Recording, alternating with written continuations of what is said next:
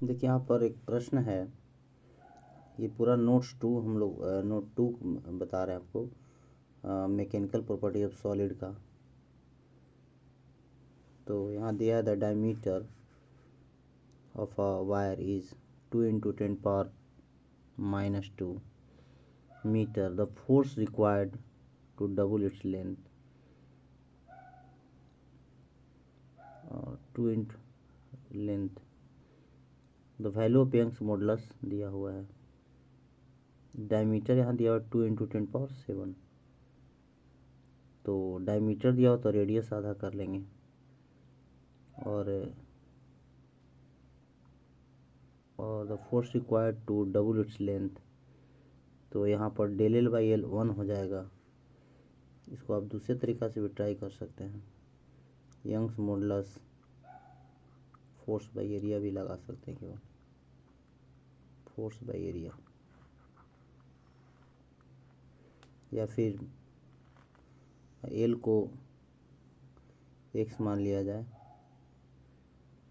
और double its length, तो कितना होगा चेंज, 1 हो जाएगा ना। जैसे del L/L तो 2L - L, तो L/L 1 हो जाएगा इस तरह। तो फोर्स बाई एरिया, तो फोर्स हो गया आपका 2 × 10⁻⁷। यहाँ रफ कर ले हम लोग, फोर्स हो गया कितना, 2 × 10⁻⁷ बटा, और डायमीटर यहाँ दिया हुआ है, 2 को हटा दीजिए तो रेडियस होगा, तो 10⁻⁻² πr², तो पाई और r² में हो जाएगा आपका 10⁻⁻⁴ और पाई चल जाएगा ऊपर, कैंसिल हो जाएगा ना। तो 7 × 4 = 11। ये देखिए आपका, हालांकि कैलकुलेशन जो बच्चा के द्वारा किया गया वो डिफरेंट टाइप का है, ये क्लासरूम नोट्स है ये।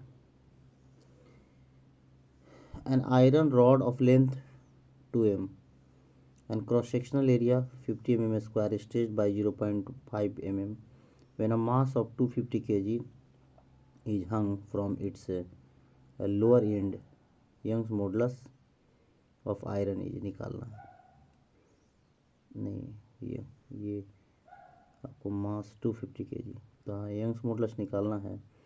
तो FL यंग्स मॉडुलस होगा FL, ये L है, ये आपका L है, L है, A del है ना नीचे में।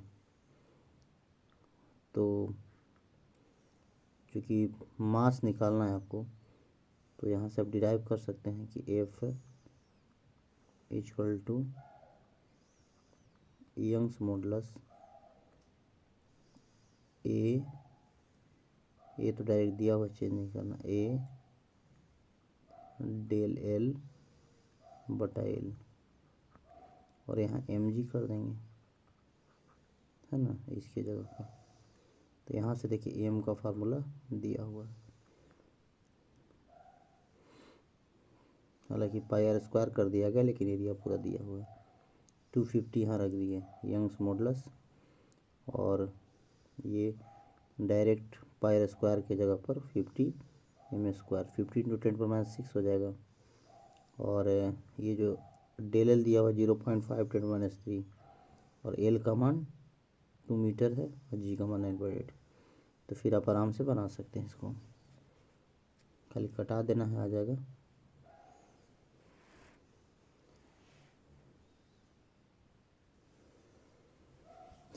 देखिए हम लोग बात करते हैं potential energy stored in a stretched wire.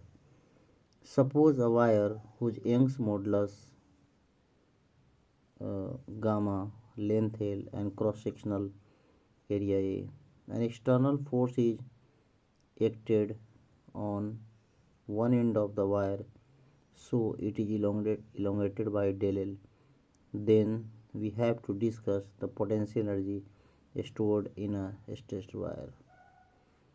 तो सीधी सी बात है कि एल था और ये एक्सटर्नल फोर्स लगा है, तो ये देखिए डेल एल दिया हुआ है यहाँ पर दिखाया गया। क्रॉस सेक्शनल एरिया भी दिखाया गया यहाँ पर। तो फोर्स बराबर क्या होगा, यंग्स पर A del L by L. Del L को थोड़ा देर के लिए हम लोग एक्स मान लें,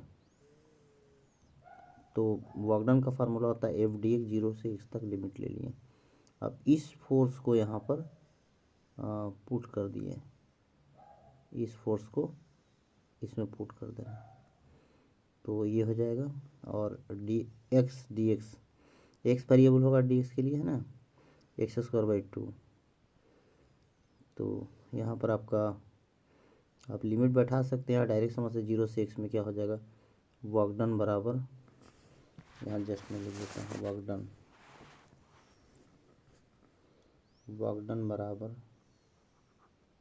हाफ यंग्स मॉडुलस ए और एक्स स्क्वायर बाई 2, तो 2 तो इधर आ गया, एक्स यहाँ डेल एल था, डेल एल का होल स्क्वायर बाई एल, ये याद रखेंगे। तो इस तरह हो गया, work done by external force on elastic material is restored in the form of potential energy. तो ये जो वर्क डन हुआ एक्सटर्नल फोर्स के द्वारा, ये रिस्टोर हो जाता है in the form of potential energy. अब देखिए यहाँ पर जब ये फार्मूला हम लोग लिख दिए, तो स्ट्रेस होता है फोर्स बाई एरिया। जैसे अगर मान ले बात करें यंग्स मॉडुलस, या इस तरफ फोर्स लिख दीजिए, फोर्स इक्वल टू क्या होगा, यंग्स मॉडुलस ए डेल एल बटा एल। अब देखिए फोर्स बाई एरिया यहाँ से निकाल लीजिए, तो कितना हो जाएगा, Young's modulus del L by L बच जाएगा, ये स्ट्रेस हो जाएगा और स्ट्रेन डेल बाई एल होगा। और अब देखिए एक्चुअली ये डायरेक्ट आप पोटेंशियल एनर्जी यहाँ पर आ जाइए, इसको अरेंज कर दीजिए, half Young's modulus del L by L, तो ये आपका स्ट्रेस के बराबर देखिए यहाँ हो जाएगा स्ट्रेस, और डेल एल इंटू एल। अब देखिए यहाँ पर थोड़ा सा ध्यान देना है कि यू जो होता है, यू हो जाएगा हाफ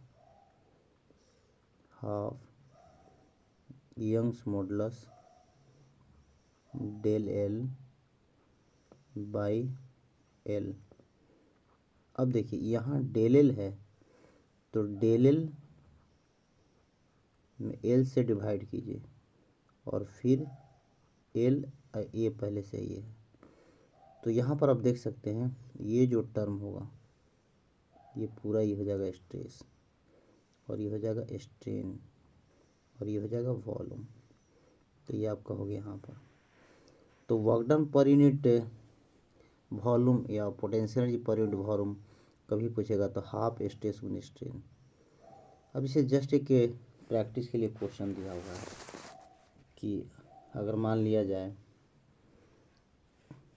मान लीजिए यहाँ पर कि wire is stressed by a force F, if S is the strain, F is the strain है दिया हुआ, स्ट्रेन दिया हुआ है, क्या दिया हुआ है, स्ट्रेन दिया हुआ है ना, ये ध्यान रखें।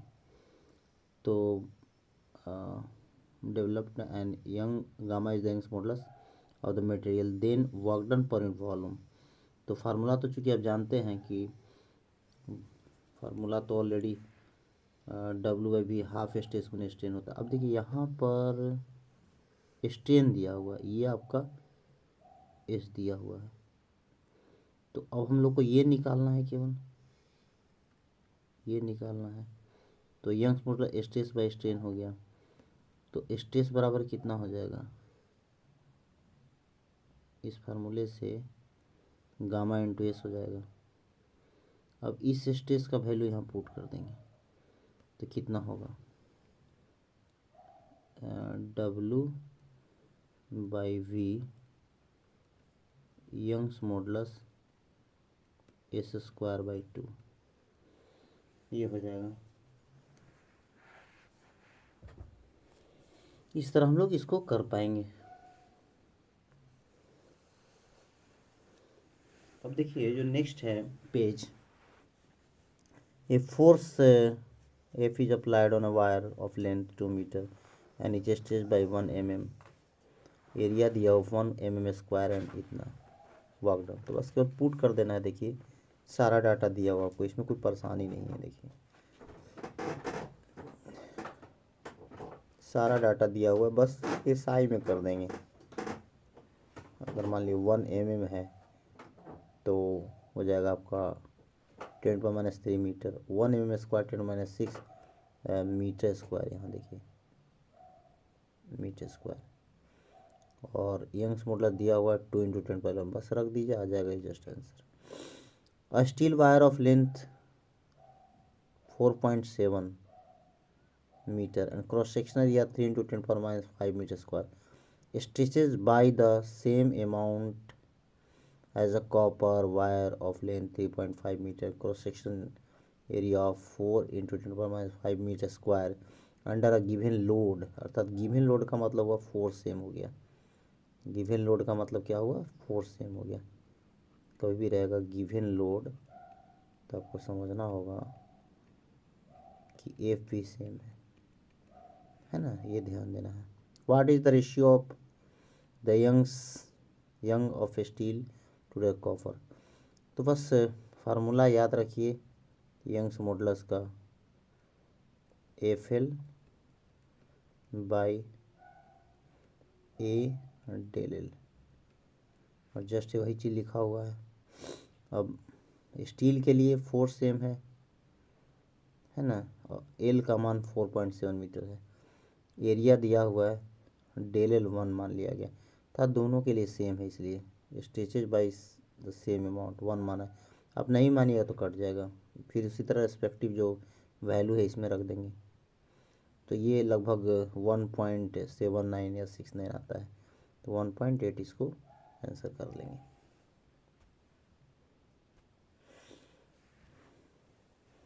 अब देखिए फिगर दिया हुआ है यहाँ पर, सोजा स्ट्रेस स्ट्रेन ग्राफ, स्ट्रेस और स्ट्रेन ग्राफ है। तो आपको यंग्स मॉडुलस निकालना है।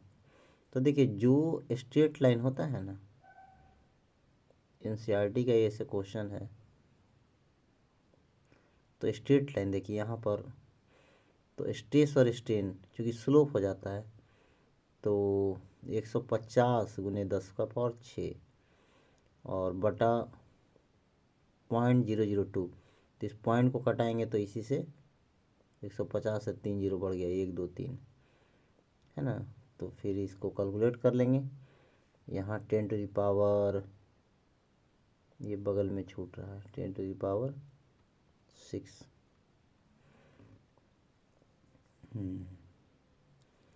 और यहाँ हो जाएगा आपका 0.02, 1 2 3 1 2 3, तो 75 इस फॉर्म में भी रख सकते हैं, या 750 × 10⁸ कर सकते हैं। 7.5, 1 2 3 4, 7.5 × 10⁻10 कर सकते हैं। सही किया हुआ, लेकिन यहाँ पर ये रॉन्ग है। देखिए बच्चों की तरह क्लासरूम नोट्स है, उसको हम लोड कर दे रहे हैं कि और बच्चों को दिक्कत ना हो। मैक्सिमम यील्ड स्ट्रेंथ फॉर इस मटेरियल, तो देखिए यील्ड पॉइंट क्या होता है, उसके बाद अगर हम खींचेंगे, स्ट्रेस लगाएंगे तो परमानेंटली सेट हो जाता है ये। तो that according to graph this point is the yield point, और इसके सामने देख लीजिए कितना है, 300 × 10⁻6। आपका दो, फिर यहाँ पर स्ट्रेस सेक्शन ग्राफ दिया हुआ है। अब देखिए यहाँ पर ध्यान देना है, which of the material has greater Young's modulus. तो देखिए आपको सब इधर से देखिएगा तो पता चलेगा। देखिए यहाँ मतलब ये स्लोप ज़्यादा है, ये स्लोप ज़्यादा है आपका इसके देखिए यहाँ पर एंगल ज़्यादा है, तो इसका मतलब इधर कम होगा, चूँकि 90 होता है।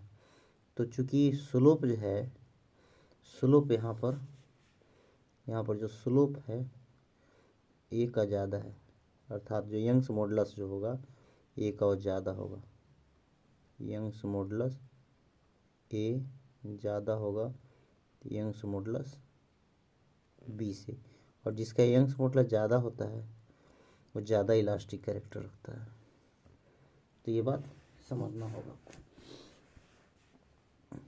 ठीक है, ये ध्यान रखिए। तो अब लोग नेक्स्ट देखते हैं। अब यहाँ पर दिया हुआ है कुछ को और क्वेश्चन है, the Young's modulus of rubber is greater than that of steel. तो देखिए किसका यंग्स मॉडुलस ज़्यादा होगा, ट्रू फॉल्स की बात है। तो देखिए आप इसको ऐसे इसमें the Young's modulus of rubber is greater than, देखिए फॉल्स है, because the same amount of stress, no, rubber is highly flexible and undergoes in the huge change in length compared to the steel, hence higher strain. Strain of rubber will be higher than the modulus of elasticity will be very low. Modulus indicates the measure of resistance to change in length on the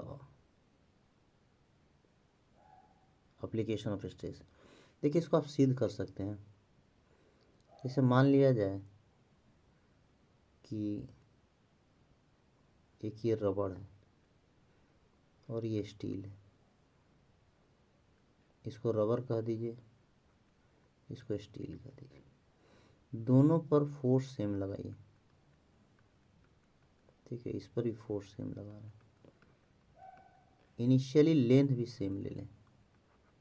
अब देखिए Young's modulus का formula क्या होता है, F L by A del L. अब देखिए force same लगाया गया है, लेंथ सेम है, क्रॉस सेक्शनल एरिया भी हम सेम ले रहे हैं, ये बात ध्यान रखें, क्रॉस सेक्शनल एरिया भी सेम ले लें हम लोग। तो एक्चुअली जब फोर्स अप्लाई करेंगे तो रबर जो है ज़्यादा इलोंगेट होगा, ये थोड़ा सा इलोंगेट होगा, तो डेल एल का मान रबर के लिए ज़्यादा होगा, तो यंग्स मॉडुलस क्या होगा, कम होगा। तो इस तरह आप एक्सप्लेन कर सकते हैं। The stitching of coil is determined by it's shear modulus. Stitch of coil does not change in length, only shape is altered, this involves shear modulus। देखिए एक्चुअली होता क्या है ना कि स्प्रिंग जो है, जो इसका कॉइल होता है वो जो है ना शियर हो जाएगा, अर्थात देखिएगा कि जब नया में स्प्रिंग रहता है तो इंड उसका ऐसे रहेगा, लेकिन बाद में देखिएगा इस तरह थोड़ा बन जाएगा, हल्का सा जो इंड है उसका हट जाता है ये, तो ये आपका शियर की पहचान है। Two wires of diameter 0.25 metre 25 centimetre, one made of steel another made of brass, है ना, brass, are loaded, the unloaded length of steel wires इतना, that of brass wires 1 metre, ये 1 मीटर दिया हुआ है, एक 1 मीटर एक 1.5 मीटर स्टील वाला। तो यहाँ पर एक बात समझना होगा कि जो फोर्स हम लोग ले रहे हैं, देखिए फोर्स जो ले रहे हैं ये इस पर कितना होगा फोर्स, तो यहाँ देखिए मात्र इसके लिए स्टील ब्रास के लिए तो 60 हो जाएगा, 6G हो जाएगा मात्र। लेकिन यहाँ पर देखिए ये जो फोर्स एक्सर्ट करेगा तो कितना करेगा, ये 4 है और इधर से इसका उल्टा वाला हो जाएगा, तो 6G जो बात किए तो यहाँ 10G हो जाएगा, इधर क्या हो जाएगा 10G हो जाएगा। तो वही किया गया यहाँ पर, दोनों के लिए हम लोग लिख सकते हैं, सबका D 0.25 सेंटीमीटर, 0.125, चाहे इसका आधा कर दिया, स्टील का ब्रास का इस तरह लिया हुआ है, तो अब आराम से कैलकुलेट कर सकते हैं हम लोग आराम से इसको। अब देखिए हालांकि जी का मान 9.8 हम लोग क्लास में करवाए थे। इसका देखिए आगे का कैलकुलेशन। तो यहाँ स्टील के लिए यंग्स मॉडुलस FL/A/Δl, और ब्रास के लिए भी उसी तरह रेस्पेक्टिव जो यूज करेंगे FL/A/Δl, और F का मान 98 इसके लिए है ना। स्टील ऊपर है देखिए यहाँ पर, तो 6 4 10 G हो गया ना, ये आपका 10 G हुआ, उधर आया था ना 10 G, तो 10 G ये फोर्स इसके लिए होगा। G का मान 9.8 लेंगे तो यहाँ से 98 होगा। लेंथ दी 1.5 पाई R², और यंग्स मॉडुलस इसका दिया, और ब्रास का कितना होता है 0.9 मान लिया गया है, लेकिन 1 × 10⁻11 भी लेते तो हो जाता, और फिर कैलकुलेट कर लेंगे आराम से। बल्क मॉडुलस क्या होता है? It is defined as the ratio of volume stress to the volume strain. Volume stress change in pressure होता है। क्या होता है? Change in pressure. और एयर के लिए बीटा का मान याद रखेंगे, एयर में 1.013, अर्थात प्रेशर के बराबर जस्ट हो जाता है। 1.013 × 10⁵ होता है न्यूटन बटा मीटर स्क्वायर। तो beta minus del P, beta अगर फिर से हम लिख दें यहाँ साफ, minus del P by del V by V. इस तरफ देखिए, डेल पी और डेल वी एक साथ पॉजिटिव नहीं हो सकता है। प्रेशर अगर इंक्रीज करेंगे तो वॉल्यूम डिक्रीज करेगा, तो इसलिए निगेटिव उसको देना होगा, जिसके कारण बीटा पॉजिटिव होगा। अब चूंकि हम लोग जानते हैं कि डेल वी बराबर क्या होता है, change in volume V0 gamma del T. तो सा हीट में हम लोग इस तरह पढ़ेंगे एक्सपेंशन में। अब देखिए टेम्परेचर इंक्रीज करेगा तो बल्क मॉडुलस डिक्रीज करेगा, लेकिन अगर इम्प्योरिटी को मिक्स करेंगे तो इसका मान बढ़ता है।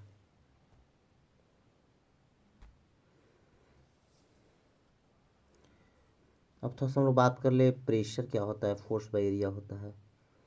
तो फोर्स वेट के कारण जो है mg के बराबर हो जाएगा, ये mg है ना, इसका वे एम पूरा मास और g से गुना कर देंगे। अब मास को कैसे निकालेंगे? डेंसिटी मास भी वॉल्यूम, तो m बराबर रो भी रो और a इंटू एच। अगर इसको हम लोग एरिया और क्रॉस सेक्शन मान लें, कैसे लेते थे? पाई R² एच, तो ये हो गया आपका a इंटू एच, जी हो गया 9.8 है ना। तो P का फार्मूला आ जाता है रो जी एच, आ जाएगा ना। M की जगह लगे रो एच एम जी है ना, रो जी एच। रो क्या? Density of liquid, g 9.8, h height, density of water 1000 kg/m³। Beta का ऐसा unit newton per metre square. Beta का डायमेंशन ml -1t-2, जो प्रेशर के बराबर। रेसिप्रोकल और bulk modulus is known as compressibility. उसी तरह एक होता है आइसोथर्मल कंप्रेसिबिलिटी, 1/p के बराबर। Isothermal compressibility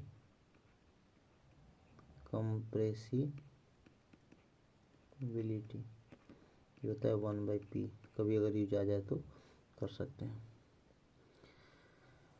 A spherical body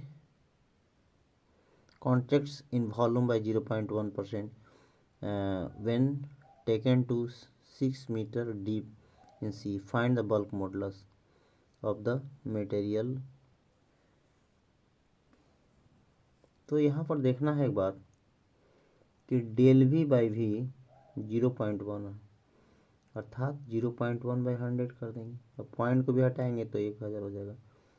तो यहाँ पर डिक्रीज की बात हो रही है, वॉल्यूम में, वॉल्यूम डिक्रीज करेगा चूँकि अंदर में, तो minus del V by V हो गया 10⁻³ beta minus del P. Just हम लोग प्रेशर अभी रो जी एच कैलकुलेट किए हैं, रो जी एच, और ये दिया हुआ है, तो रो का मान कितना होगा 10⁻3, जी का मान 9.8, एच का मान 500, और ये 10⁻−3, और बाकी सॉल्व कर लेंगे आराम से, ऊपर ले जाएंगे उसको।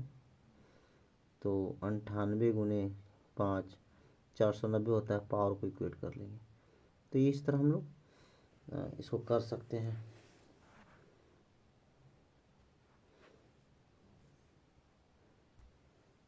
अब देखिए आगे modulus of rigidity, modulus of rigidity, modulus of rigidity को देखेंगे हम लोग, ईटा के द्वारा डिनोट किया जाता है। ये केवल सॉलिड में यूज होता है, याद रखेंगे, सॉलिड, सॉलिड के लिए है ना। Tangential stress by shearing strain, shearing just हम लोग बात यहाँ पर कर सकते हैं कैसे होता है शियरिंग।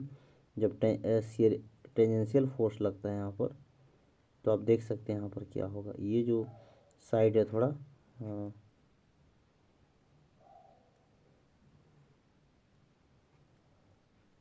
ये हो गया आपका थीटा, इस तरह एक्स हो गया, और ये शियरिंग स्ट्रेन इसको कहा जाता है, जो थीटा के द्वारा डिनोट किया जाता है।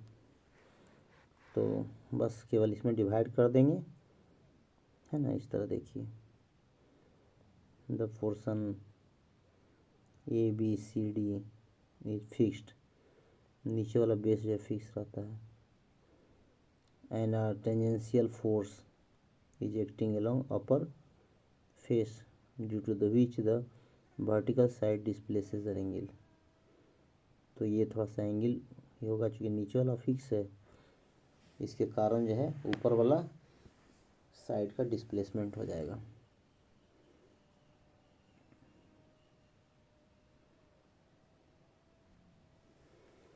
पॉइजन्स रेशियो क्या होता है? It define the lateral strain to the longitudinal strain. देखिए यहाँ पर समझिए बात को, अगर मान लिया जाए कि कोई सिलेंड्रिकल ऑब्जेक्ट है, अगर उस पर टेंसाइल फोर्स लगा रहे हैं आप, तो क्या होगा, इसका जो लेंथ है बढ़ जाएगा और डायमीटर घट जाएगा। देखिए लेंथ एल के बाद एल प्लस डेल एल, लेकिन पहले जो diameter D minus del D. तो यहाँ ध्यान देना है, इसके लॉन्ग जो चेंज होगा उसको लॉन्गिट्यूडनल कहेंगे, और इसके परपेंडिकुलर क्या होता है, लेटरल होता है, लेटरल होगा, ये ध्यान देना है। तो लेटरल क्या होगा, स्ट्रेन ही है, लेटरल जो है आपका -d/d, वो खैर d/d लिख सकते हैं आप, और longitudinal strain del by L. अब देखिए यहाँ पर माइनस देना होगा आपको जरूरी, क्योंकि डेल एल और डेल डी दोनों एक साथ पॉजिटिव नहीं हो सकता।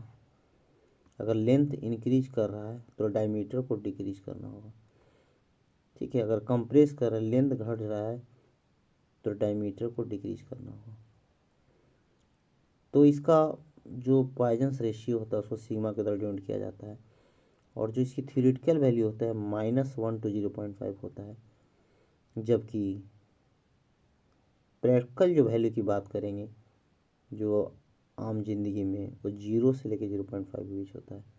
तो इसका वैल्यू हम लोग याद रखेंगे। अब देखिए बड़ा ही इम्पोर्टेंट है कि the elastic behaviour of material plays important role in our daily life. देखिए इलास्टिसिटी के कारण हम लोग का लाइफ जो है बहुत अच्छे से चलता है, बहुत सारा हम लोग वर्क करते हैं। अब जैसे मान लिए क्रेन वगैरह से जो सामान उठाते हैं, उसमें भी आपको इलास्टिसिटी का ही रोल होता है। As for example, crane having wire to lift an object. We take an example for 10 tons lifted by crane having rope of mild steel. देखिए बड़ा मार्क करना है, जो माइल्ड स्टील होता है ये आपको बड़ा यूज होता है। तो एफ इसमें 98% और कार्बन 2%, अर्थात ये स्ट्रॉन्ग स्टील माना गया है ना। माइल्ड स्टील अर्थात कार्बन का मात्रा कम है, एफ का ज़्यादा है। तो अब देखिए यहाँ पर yield strength of mild steel कितना 3 × 10⁸ न्यूटन पर मीटर स्क्वायर, और 10 टन का मतलब होगा 10, और 1 टन में 1000 kg। तो सिग्मा जो यील्ड पॉइंट होगा वो ग्रेटर देन होगा वेट बाय एरिया। तो अब एरिया को आप लाइए यहाँ पर, सिग्मा को नीचे लाइए, एरिया हो गया पाई स्क्वायर W/σ। तो आर का अर्थात जो केबल यूज होगा, इसमें जो केबल यूज हो रहा है, केबल जो यूज हो रहा है उसका रेडियस क्या होगा। तो R = √W अर्थात वेट बाई यील्ड स्ट्रेंथ या स्ट्रेस कर सकते हैं इनटू पाई। अब बाकी को वैल्यू रख करके कैलकुलेट कर लेंगे। तो देखिए ये आपका 1 सेंटीमीटर आएगा। दूसरी बात, any mountain on the earth can not exceed more than 10 kilometre. अर्थात दुनिया में अर्थ पर जितने भी आपको पहाड़ नज़र आ रहे हैं, इसकी हाइट जो है यहाँ से 10 किलोमीटर से अधिक नहीं हो सकती है। ऐसा क्यों? चूँकि जो elastic limit of typical rock जिस पर वो खड़ा रहता है वो है 3 × 10⁸, और डेंसिटी ऑफ रॉक है 3 × 10³ kg/m²। तो प्रेशर तो आपका जो यील्ड पॉइंट है उसके फॉर्म में दिया हुआ 3 × 10⁸। उसके बाद आ गया आपका ρgh। तो यहाँ पर देखिए रो दिया हुआ है यहाँ पर 3 × 10⁻³ g 10 और h आपका निकल जाएगा। तो ये 10 किलोमीटर आ जाता है यहाँ से। अब देख लीजिए यहाँ। तो इस तरह था ये मैकेनिकल प्रॉपर्टीज ऑफ सॉलिड का नोट्स 2 था ये। ठीक है, इस तरह इसको देख सकते हैं।